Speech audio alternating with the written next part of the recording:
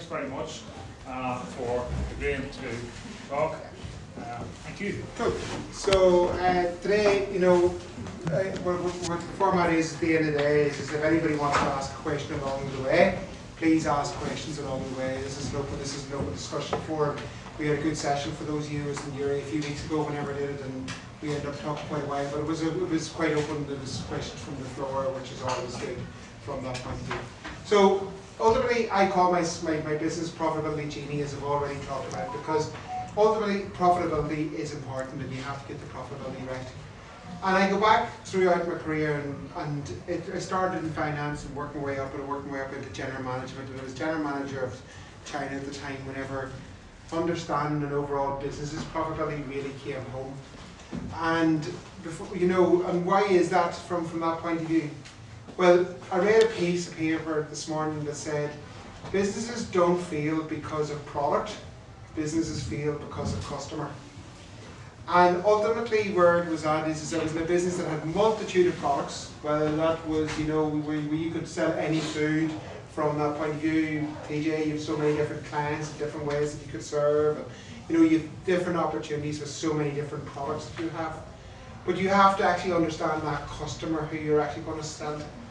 So when the business I was involved with, it was a Kerry Group, and what we did was you involved in an end-use market strategy. So it was, and the first thing of that was market segmentation. And segmenting the market is to try and to understand how your customer ultimately sees the market to come back to. And each of them segments that you're actually targeting will have different profitability involved with it as well from that point of view.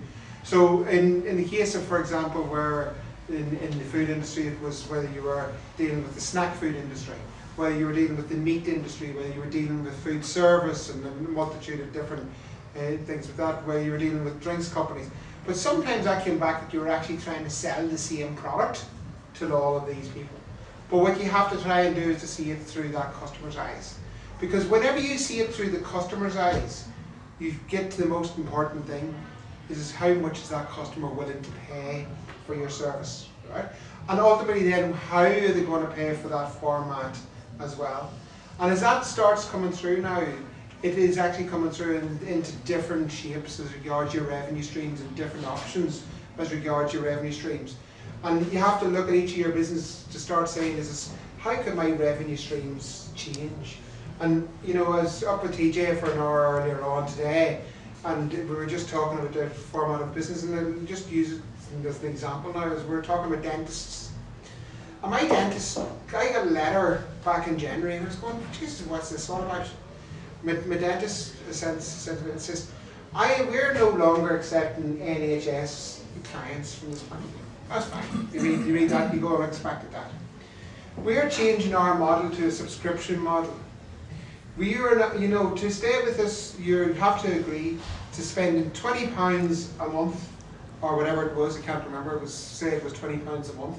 And for your £20 a month, you will get 2 appointments with the dentist a year, and maybe 3 hygienist appointments. We're just arguing that. And you stand back and you look at it and say, Jesus, okay, they've now got you, right? And I said, now I've got the loyal customer, I've got revenue coming in, and I'm happy. But then the thing is you turn around and look at it and say, oh yeah, am I getting value for money? When they're telling me if I go to the dentist 2 times a year and I go to hygienist 3, and you calculate that all up and you say, yeah, I'm getting value for money. So you go, yeah, okay, I'll sign the piece of paper. But the next thing is you step back from it and you turn around and say, fuck it, I never really go to the hygienist. So I might go once a year to the hygienist. And they know that because they're turning around and saying things. But they're now creating recurring income. They now know their profitability from what is. They now know how many dentists they can put into the business so they can employ. They now know how many hygienists because they know how many subscriptions. And they've now got a really structured, profitable business from where it is at, and they understand they're not going to be sitting today and going, how much profit I'm going to be making in October. They know how much profit they're going to make in October because they have their subscriptions there it is, and they know their margins from what it is, and they are clear. So the thing is, you have to sometimes sit back, and the lesson of that is you need to sit back and look at ultimately at your customers and where your customers are going to pay. So it's even for me, and I want to use this example as well today about trying to understand what each one of us do. There's a lot of us are, at the end of the day, are a consultancy-based business around the room from that point of view as well. And I'm trying to evolve from that point of view as well, right? It's just how do you start blending your business to give you the no uncertainty from where it's at? And what I'm trying to do is I'm going to go through a rebrand over the next number of weeks, because what I'm looking at is saying I need to create fractional roles. So I need fractional roles, because the only way a fractional roles will do is they'll give me certainty of income. So I can be, from my background, I was a financial controller, I was in procurement, I was in general operations. I can quite easily turn my hand to fractional roles, right? So today I would have, we have had conversations with Marty about this as well. It's Marty could go and do a fractional CMO role from a business and what it is. So, Gerard, would you mind, sorry to interrupt there, a fractional role, what exactly do you mean by that? I don't mind you disturbing me in the question, because that's one of the very valid points what a fractional role is and how you actually sell it. So what it is that businesses have got to the stage today that businesses are changing so much that a business, it comes in and they see and they want to recruit somebody and they think about it and say, I can't afford a head of marketing, or I can't afford a marketing role, because a marketing person will cost me £70,000, just, or £60,000, whatever it is. We use 60,000 because it's nice round numbers from that point of view. But £60,000, they go, I can't afford £60,000 because that type of head is not there. And then they start turning around and they do it, and then the thing is that, so basically where a fractional person comes in is it's like, that £60,000, do they actually need all of that time from it? Do they really need a 60,000 person for 5 days a week? What ends up happening now is because so much automation within businesses and so many different changes, that person might actually do all of their work in 2 days, and the rest of the time they're being inefficient. They regurgitate. They might look busy because they go to far more meetings than what they need to go to. They spend time on a job that might take 2 hours, this take 6 hours, because they refine it to try and get to absolute perfection. Because remember the good old 80-20 rule, you get to 80% of the answer 20% of the time. So the next 80% is there from it. So they'll spend all the time. Where the business needs to step back and say, actually, if I was to invest 1 day a week with somebody, and was to turn around or 1 day a month with somebody, let's just say 1 day or 2 days a month, and pay them a reasonable rate, like say £600 a day or whatever it is, that multiplication for that, you get into a number. They might spend say £25,000 on a fractional person, but they've got the same output as a person who costs £60,000, who's going to do the job 5 days a week and everything else, and they won't have all the overheads and everything else from it. And the fractional person is happier as well, because coming back to where we were talking earlier on about, is a person happy doing the job? An idle person is never happy, in my opinion. If you go into a job and you're sitting on the internet in your job because you have to fill the time in your job, you're not fulfilled and you're not happy. So whenever you get back into that fractional role, actually will have a happier person and a happier environment from where that is, and they will add far greater value into business. But if you can get that fractional role, what that means as well is that for me, that's what I'm trying to do, is say, can I get fractional roles to add up to what is a salary, or not a base that I'm comfortable with, to then have the on-off projects that are the fun projects that are able to add up on top of that and be able to be into a better income than where I'm at. And it's there, the bonuses there, everything else from that point of view. But you're bringing true value to the company, and the company will have value back at that. Because the most important thing is that the company can see and make more out of that in the shortest period of time and be strategic about what they do.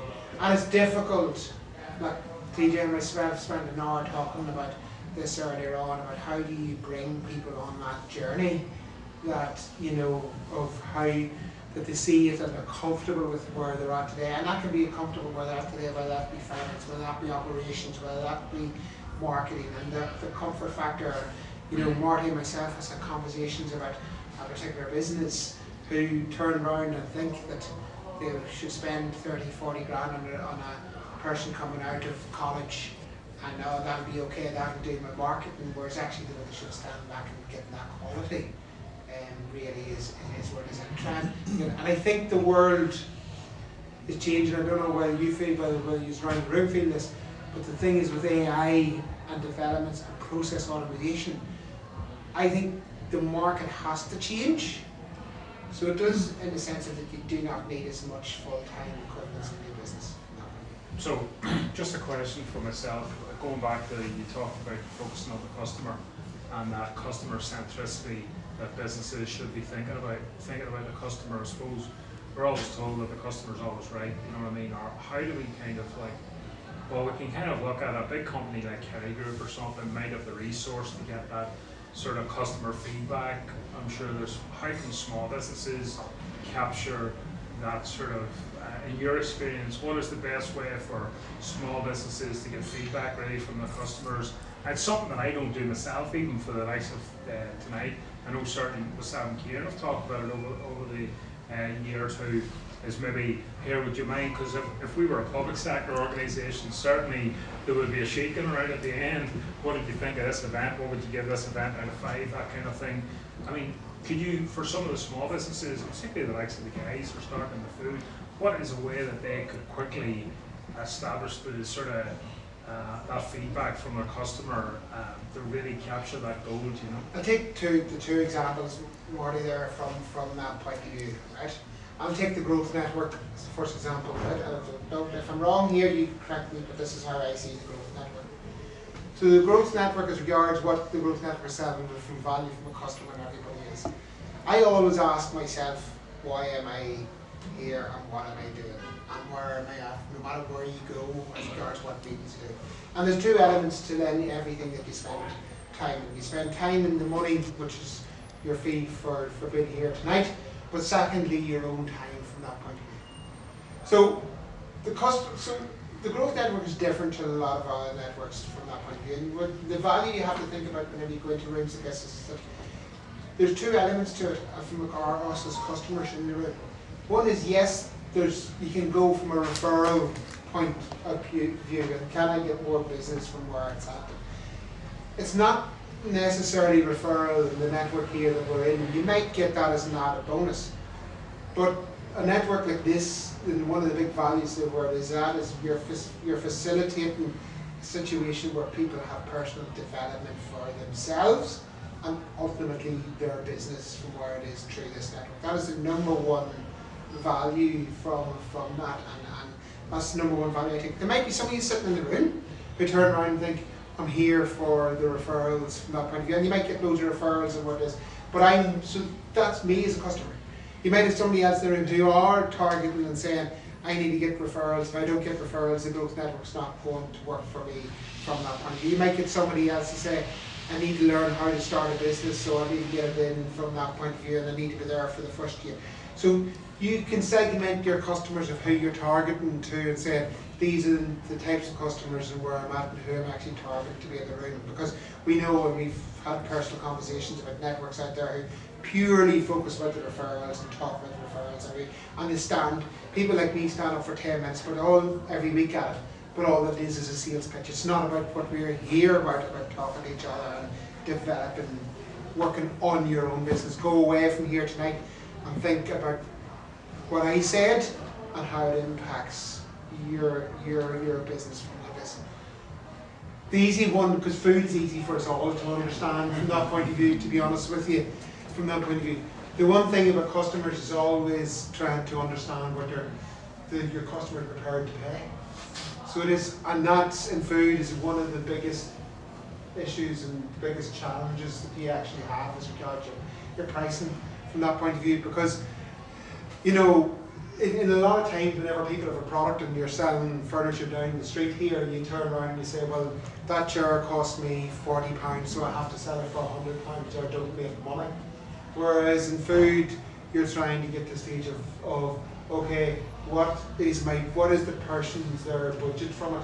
And part of it then is actually working with that customer to make sure what they are prepared to pay and how do you actually get that into the equation, and then how do you get your recipe back into it. So it's understanding them customers and what is the budget, and then are you willing to play in that market because of where it is, because is your cost structure set up to play in that market? You know, Gerard, you talked earlier on about the party for the kids and everything else. Is that person's budget going to be 2,000 euros, or is that 1,000 euros for 20, or where do you actually play, and trying to work through them segments to actually say, am I going to make enough money? It's, and then sometimes it is about the cash cow, where sometimes it is about, where we talked earlier on about having a fixed stand during the winter, and knowing that all I'm going to actually do is pay me whatever it's euros an hour just to actually have a living during that time, but I'm not going to make money because I know I have overheads and I have to be doing something during January, February, otherwise I can't wait to pay the mortgage from that point of view. But it's dividing them segments that you're actually going to operate in and working out where it is at. And the guys here are at the stage which the misfits, but the most important thing is trying to find what actually fits.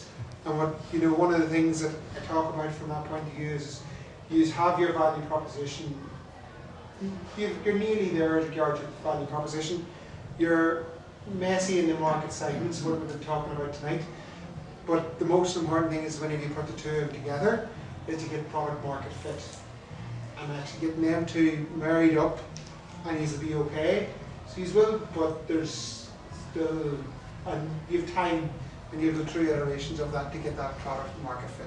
Gerard, what I would say to you guys as well is, I would say to have an honest conversation with me, but I gather what it is I want to achieve from my event.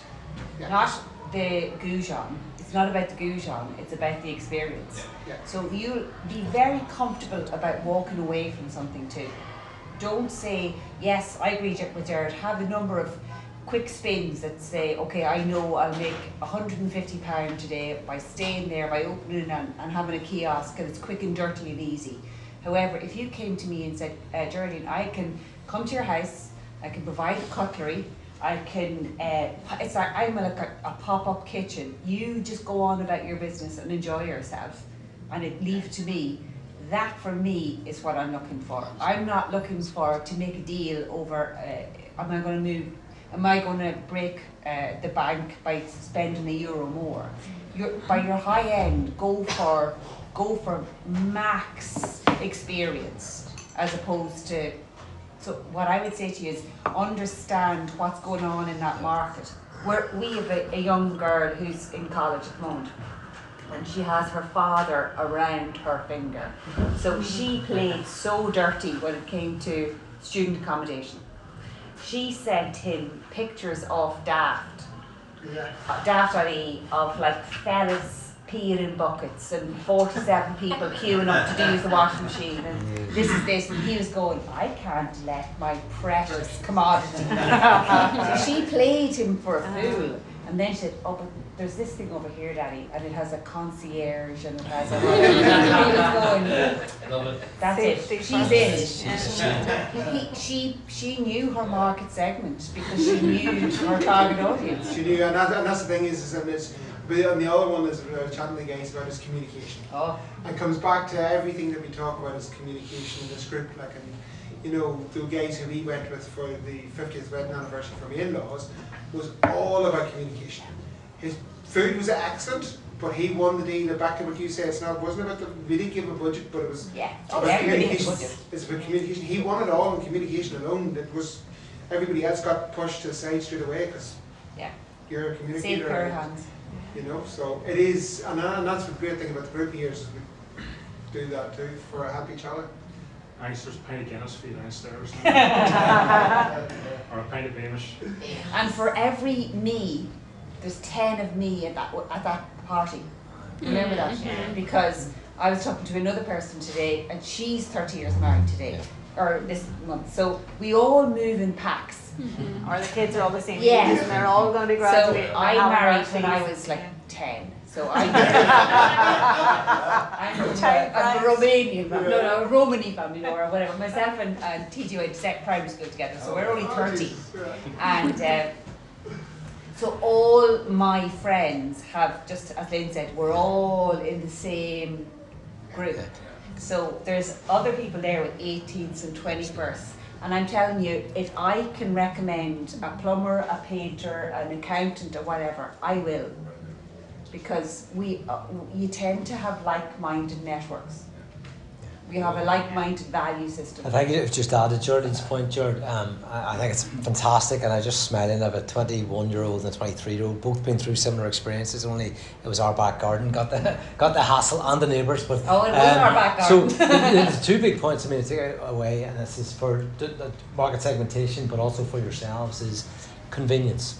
Yeah. Convenience and hassle-free. Experience. Honestly, experience is It's fantastic, experience. but all those, They're very but I'm purely on the goal-aware, operational. For me, convenience, and I add that to my background in tourism, where I stay, and we started off in a tent, and now it's luxury glamping accommodation when we go, because we've done it for 19 years, and we know now. But so now we go for total convenience, and that goes with not having to drive from the airport anymore, all those things, because you're still navigating the road networks, everything else. So at all time, budget, yeah, but it's all just make it so easy for me, and show it. And I'm really online with Gerard about the communication. Totally. If you're, and I was telling you about email and personalising it, absolutely. But I think it's a fantastic example. Sell the benefits, not the features. Yeah.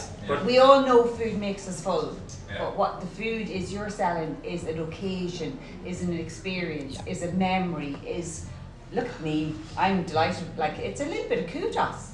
It's like you All said ours in earlier the too, house. though you want to enjoy it as well, so you don't want I to be will running switch after off. everybody else. That's where. And I'm in Kieran, I'm in Kieran's camp. Yeah. We've always targeted more wherever we work, people can get 4 or 5 times, like if you got 10 chefs or whatever, but we've always targeted more to make it not just a meal, an experience. Because you don't, People pay more for an you go out and have a experience. father's meal, but the service is crap, the drinks is crap, the whatever, the cutlery's dirty, everything. You're not going to like that. And hit them for recommendations immediately because we're happy, we're thrilled with life. And leave little cards all over the place with the QR code. Like what you've eaten, talk to me. The thing is, as well, Right. That's very permanent. QR code can change. I know. It's like the worst tattoo. Very good. My daughter's getting married next year. Here's You get like a temporary one You that could you get put on just full for the there. event. Get it in the back. I've seen those people get them on the back of their t-shirts. Yeah. And people, when you're walking around, people can scan the back we of got your a top. massive one design we're getting put on our van tomorrow, so Yeah, but even just in your clothing, people are using their clothing now. If they're staff and you're bringing people with you to serve and Scan stuff, it, right. they have them on their clothes. If you wanted to use the quirkiness good of idea. QR, it's just the permanent side of the tattoo. I love tattoos, but I wouldn't get a QR code. Marty said he was going to get it done, but he has to wait for that. He works for Fuller for long. I don't remember. What I would say is, you made a really interesting point there. I think that it goes back to what everyone's been saying there. It is Germany, isn't it? It is the Yeah, right. I wasn't sure, but I mean, the thing what Gerard's talking about, they do it all for you, and that's massive, like in a way. That goes a long way, but it's something that you had said, and it is true, and just like what we do here at the Growth Network, the Growth Network in itself, people ask me, oh, is that a networking group, or is that a business community? It is a community, but it's a communications platform. I think myself and Paul were talking about that during the week. It's a communications platform, and communications is rooted in trust. If you don't have trust, then people will not buy from you. It doesn't matter if people do not trust you, and there's a slight and this is something we've had to work hard at in the Growth Network in our community, and to protect that. If the trust is broken, you'll quickly find the door, you know what I mean? Because people, like, when I refer, if I refer Gerard, or I refer Kieran or Fulla, that's a trusted relationship. If you establish trust, with your audience, that people will know, actually, you know what, the food's great here, because I trust, I've had great food here, the food's affordable, the guys are nice. It's like the guys that run Mocara here, Vino, he's not on today, believe it or not, he's a workaholic, and he's not on today, but what I love about the lads have established real trust with the community. And if you can get that buy-in, if you can establish trust, I would say it would go further. I'd say it would be more than your value proposition if the trust is there. You know, what I mean to that is, like, if they suddenly introduce, we have this new hot dog out, and it's kind of people go, well, actually, I trust you on the burger, and I trust you on the fries, we're going to try the hot dog, you know, that sort of way. Because there are companies, and I'm not saying names, there are certain restaurants, right, and they're pricey. They're pricey places to eat. Like, I was in one there in Dublin, I know Dublin, yeah, you can understand. Like, I was in Dublin on Monday, and I was down there for a gig, and I said to the friends, oh, come on across the road, and there's a bar that I usually go to across the train station, say, I think it's like a Galway craft beer sort of bar, that kind of thing. We were looking at the food, and there's a friend of mine there, I haven't seen him in a while, he's actually from Dundalk, Sean McNulty, and he said, Marty, we're going to Bobo's. And I said, Bobo's, where's that? And he was like, oh, trust me on. Do any of you know it? I'll tell you what, Bobo's in Dublin, it was incredible. It was incredible. But again, going back, when somebody tells you to trust somewhere that goes, if you can establish that trust in how you market, in how you email, that personalization is one thing, but it's the communication. You know, and if you can establish that trust, it'll go far. Yeah. So just to sum up just where we're at, like, Marty, if you do, that's probably all right with you. But to sum up, like, it's that, you know, ultimately I started the conversation back at profitability for your business and where it is at. And we've come through the journey to start understanding the most important thing we have focused on tonight is the customer. And remember what I said, your business will fail because your customer, the business don't fail because of the product, they fail because of your customer. So by understanding your customer, you will be successful, but as well as that is you will also make the most amount of money and be happiest and be successful if you, and have that, ultimately have that profitability from that. So. Brilliant. All right. Brilliant. Joanne has come in. Joanne, hi, you, very welcome. I knew you were coming down, so I wasn't sure. I know, and you're great to a see bit you. late. It'll be a sort of a flying visit. It was a bit of a last minute invitation, Marty, so thank you. But I sort of clients either side, so dipping out. Joanne, would you like to introduce yourself, please? Thank you. That. Thanks a million. My name is Joanne Callan. I am a holistic therapist and wellness coach and founder of a social enterprise called Changing Cycles. The reason I am here this evening, Marty and we actually met in Health Food Shop a couple of weeks ago, and got Marty on my radar again. Our members won't believe that, but think I mean. No, it's definitely in a Health Food Shop. It's definitely there. But I suppose our vision as a social enterprise is to connect people back to the cycles and rhythms within them and around them, and a key kind of part of that is menstrual education for women at all ages and life stages. But I say that's a key part of it, but it's not all of it. And we are very passionate about creating experiences that bring people back to nature, back to, I suppose, what matters, all of that space. So we hold monthly community fires, our facilitators have a range of wellness backgrounds, from yoga teachers, mindfulness, all of that space as well. But I'm in the process of, or deep in the middle of organising an event called Voices for Change. And I suppose I'll start with a bit of a question, maybe throw it in there, but could anybody like to take a guess, other than I've obviously introduced the mindfulness side of things, but anybody like to take a guess about what myself and the Dalai Lama might have in common? I'll sort of guess at that one.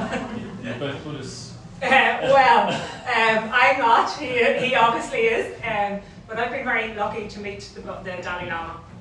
But the interesting part of that is that I met the Dalai Lama through a man called Richard Moore, who you may or may not have heard of, but Richard is from Derry. He was shot and blinded at the age of 10 by a British soldier who fired a rubber bullet from about 6 feet. Richard was 10, coming home from school in the afternoon, and he was left blinded in both eyes. as a result of that interaction.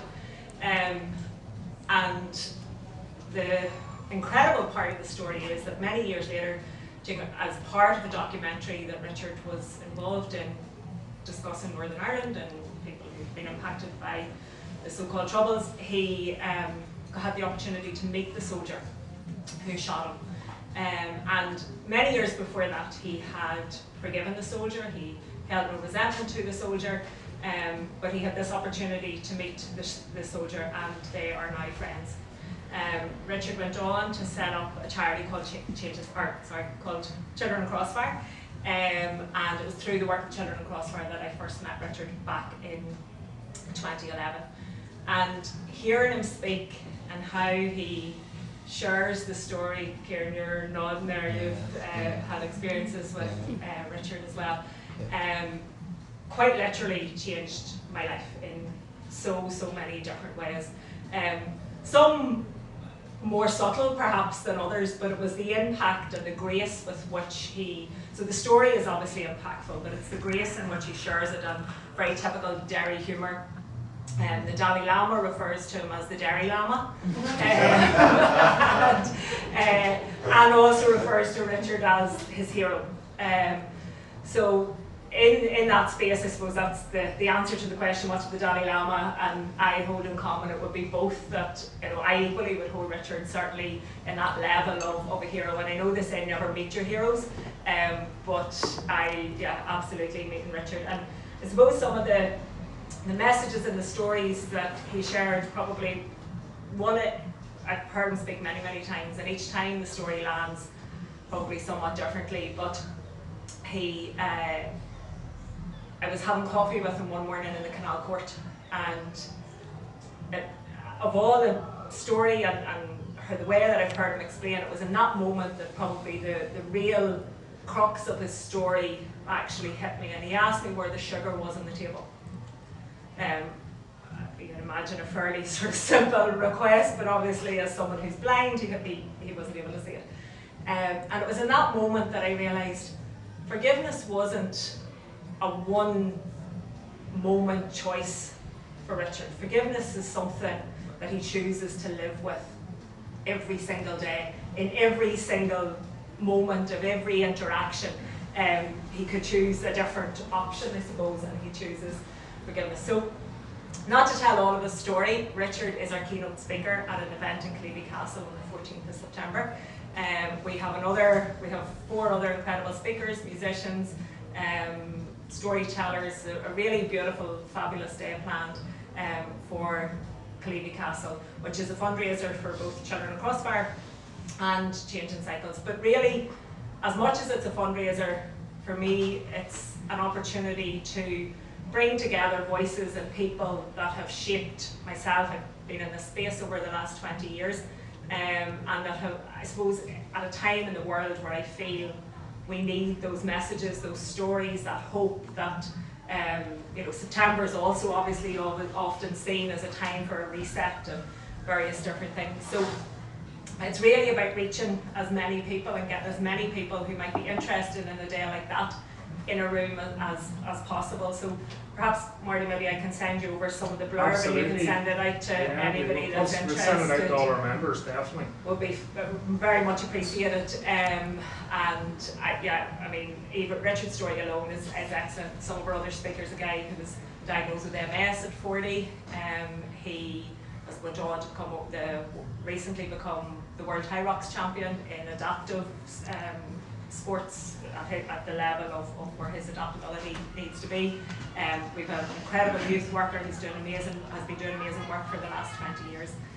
So it should be a really powerful, empowering day, and obviously the setting of Cleavey Castle is pretty special way to. So I'm sort of straplining it a wee bit. If Carlsberg did Sundays, it could be a pretty good way to spend a Sunday. So, Marty, thanks a million. Thanks very much for coming down as well. And there's a number of our members, particularly Fuller there.